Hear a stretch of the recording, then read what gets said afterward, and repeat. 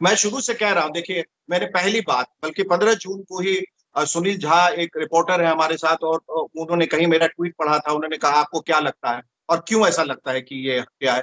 और मैंने कहा देखिए पहली बात, वो कहीं से नजर नहीं आता था डिप्रेस, कहीं से।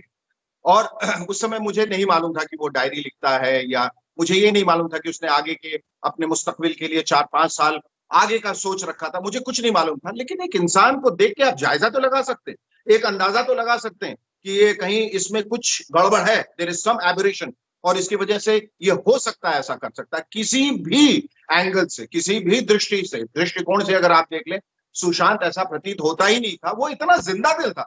जो इंसान हर रोज 4 घंटे एक्सरसाइज कर रहा है, और उस किस्म के एक्सरसाइज कि जो मेरे ख्याल से 99% लोग नहीं कर सकते, वो इस तरह की मेहनत कर रहा है, तो उसने कुछ सोच के रखा था, कुछ उसका एक रोड मैप था। उसमें सवाल ही पैदा नहीं होता था कि सुशांत जो है वो अपनी जान ले लेगा। दूसरी बात, अगर मान भी लें कि वो करता, मैं बार बार कह रहा हूं और 1000 बार और आखिर तक कहता रहूंगा कि अगर वो जाता तो एक सुसाइड नोट जरूर लिख के जाता। वो इतना जिम्मेदार इंसान तो था कि वो नहीं चाहता कि उसके जो जो चाहने वाले हैं या उसके करीब के जो लोग हैं, वो उनको बाद में परेशानी हो। इसलिए इसमें कोई मानने वाली दो राय है ही नहीं कि ये आत्महत्या नहीं, हत्या।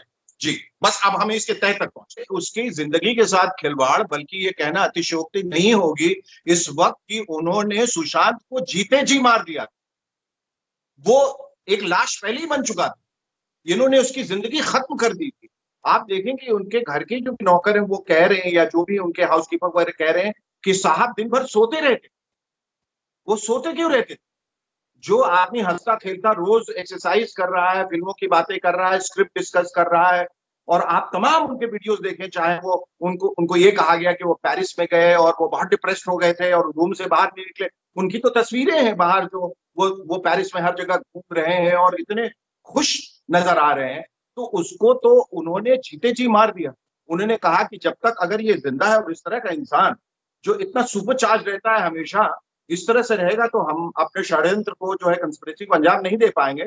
ये जरूरी है, अगर अगर तुरंत मार दिया, जब जैसा हम कहते हैं कि वैसे भी जहर देके एक बार ही मार सकते थे, स्लो पॉइजन देने की जरूरत नहीं, तब तो बुरी तरह से फंसते। तो उन्होंने कहा कि इसको धीरे धीरे अंजाम देते हैं और बाद में कह देंगे, चूंकि ये इसका एक ये बाइपोलर था, ये डिप्रेस रहता था, वो इस वजह से क्योंकि वो 5 साइकाट्रिस्ट के पास गया था, उसके पास प्रिस्क्रिप्शन थे, तो वो हम कह देंगे कि बहन वो प्रिस्क्रिप्शन लाई थी और परिवार को मालूम था, और उस पे लाद के और उसको बदनाम करके, क्योंकि जाने वाला तो चला गया, वो तो उठ के बोल नहीं सकता, और फिर इसको कह देंगे कि आत्महत्या, बात खत्म हो जाएगी। उन्हें जरा भी गुमान नहीं था कि ये बात जो है वो इतनी दूर तक जाने वाली।